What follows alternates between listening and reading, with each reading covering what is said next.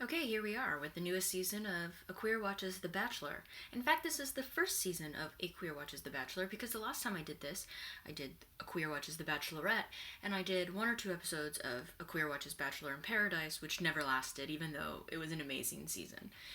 A few things just to note. One, I officially do not believe in love. So the fact that I'm watching this is really anthropological in nature because love is not a thing that exists. Nick will not find it.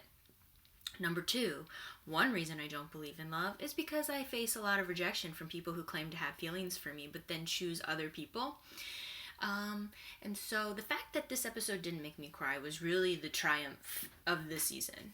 But we obviously look to future episodes in order for that to happen because really no one has made such a connection yet that crying would be something that I would want to do. But it puts me in a vulnerable position because every time I watch these shows, I've experienced new heartache. So we move forward and we move on. The good news, of course, being that I am not in a fetal position right now, which means I'm growing as a person, and I feel good about that.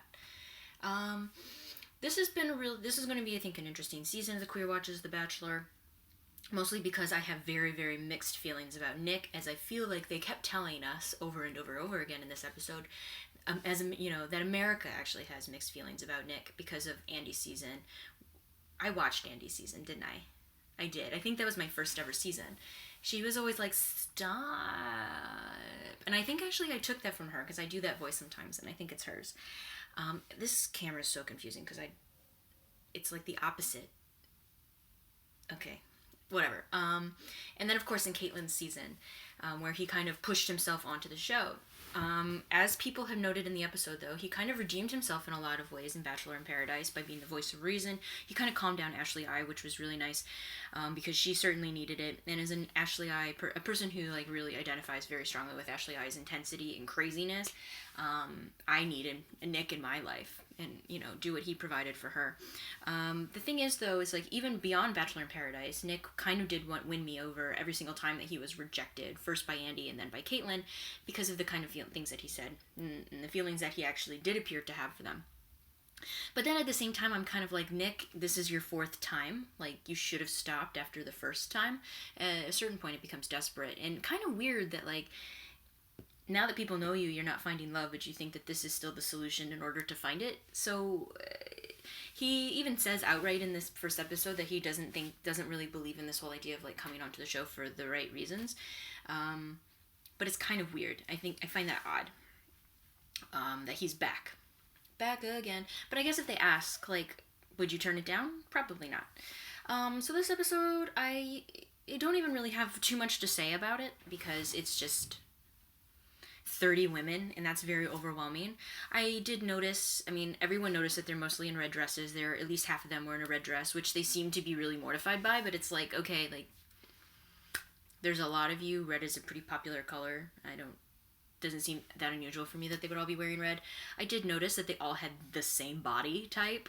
And all of their videos, well, first of all, I want to know, like, who gets chosen to do a home video? Like, they had, like, I don't know, 7 or 8 women who were like, here's me, here's where I'm from, here's what I do. And I guess, I don't know if they were all chosen. I think they were all chosen, but I don't want to know why they were chosen. Are these the girls who are going to go the farthest?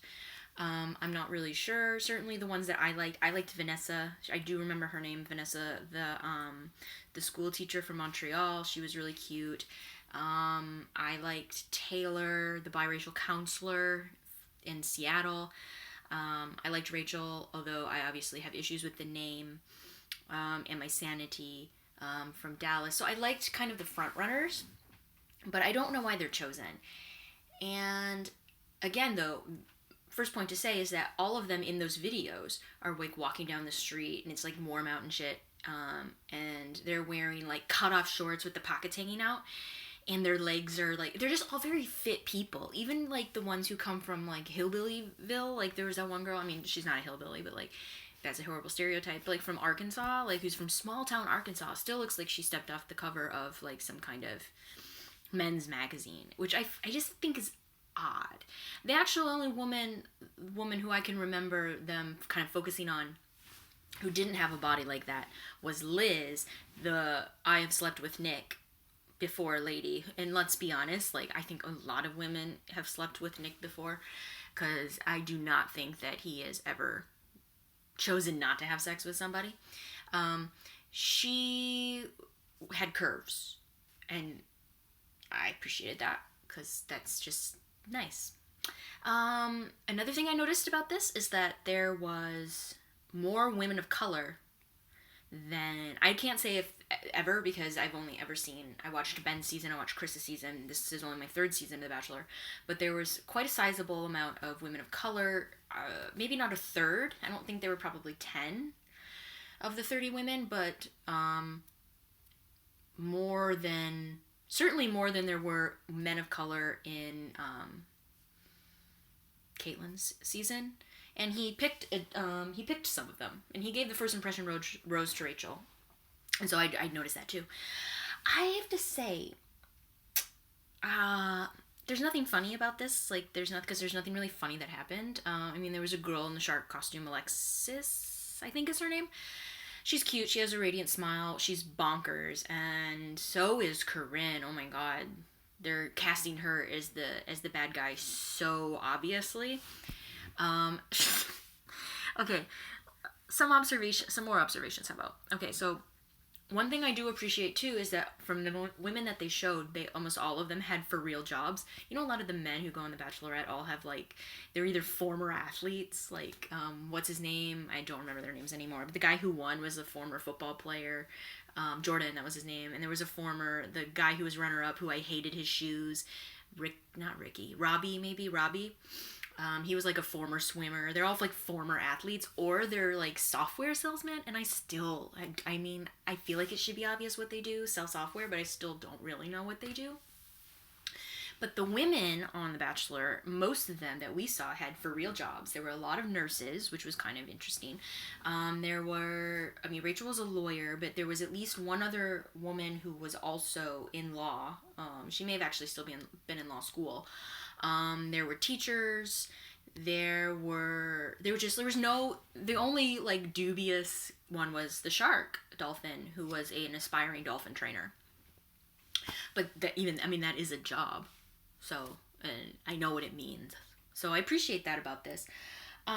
This is also going to be, I think, the most sexually aggressive season, probably because we know that Nick has a history of having sex with his bachelorettes. He slept with Andy and then slut-shamed her on national TV, so I'm so glad we have that in our Bachelor, and slept with Caitlyn.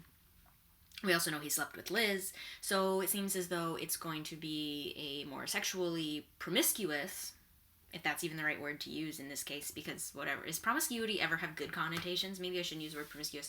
Sexual activity is going to be a theme, I think, of this season. And they certainly want us to think that, what's her name? Corinne is going to get it on. And she's being cast, and I'm uncomfortable with it because she's being deemed as the aggressive one, as though there's something bad with her knowing what she wants and going after it. I think she seems to be just an asshole in general, but not because she wants to have sex with Nick, or not because she kissed him on the first night. Like, they're trying to portray it. She just seems like an asshole. One other thing I've noticed, there was I don't know how old Nick is. He's in his 30s, I'm pretty sure. A couple of the girls were in their late 20s to early 30s, but an uncomfortable amount were in their early 20s. And I like Taylor. I think her name was Taylor? The girl from Seattle. She's like 23. Ugh. That's worrisome. Corinne is 24. But she like operates in multi-million-dollar companies, so like she must be mature. Whatever. I think it's no. Nick shouldn't end up with somebody who's in their early 20s. In early 20s, there's a really big learning curve. And women obviously mature. It'd be a lot weirder if there were like men who are that young going after a woman who was a little bit older. If only because I think men don't fucking mature. But Nick really should pick an older woman who's an older woman who's skewing towards. I mean, I don't think any of the women were older than me. I think the oldest was my age. So that's something to think about my life's trajectory. I was just thinking when I was watching so many of the women get emotional, like Jasmine. I remember her because she was one of the women of color. It's easier to remember the women who look a little bit different, their names. She was crying. already on the first night, because she wasn't sure if Nick was going to pick her, and there were a few other people who were crying if she was going to pick her. I was like, I'd be probably the worst fucking contestant on The Bachelor or The Bachelorette, because for me, every single thing, like, if you touch me even just a little bit, and I'm, like, okay with that touch, I'm automatically going to assume that we should probably be together. I take everything very seriously and very intensely, and it's very rarely intended that way. I would be horrible. I would be, well, first of all, I would never get picked before, like, in that first rose ceremony, so I'd be gone the first day anyway.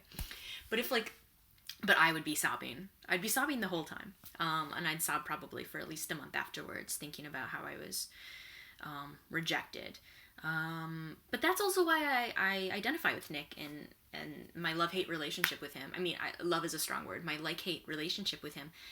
Like is a strong word too. My indifference, hate relationship with Nick, in that I just, I really, really identify with his rejection. And that he has experienced it. Is there anything that stood out besides those things? Not really.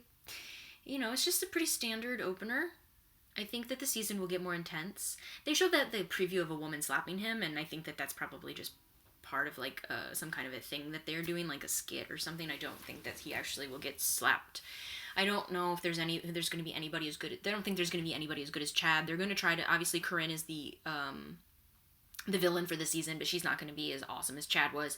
And I don't know. I think it's going to be, I've read some stuff about how some of the women were really, like, kind of not very happy with him. So that could come into play. So it could end up being a pretty interesting season in terms of that.